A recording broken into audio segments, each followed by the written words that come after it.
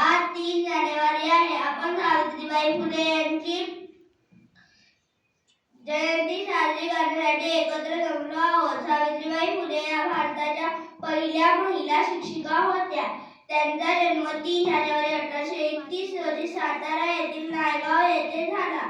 सावित्रीबाई व ज्योतिबा फुले यांनी पुण्यात मुलींची पहिली शाळा काढली.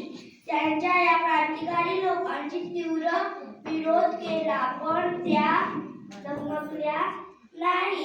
त्यांनी समाजातील वाईट प्रथांना विरोध केला. तसेच समाजातील गरीब, विधवा व अनाथांना आधार दिला. सावित्रीबाई फुले या समाजकारी व नाची शक्ती होत्या.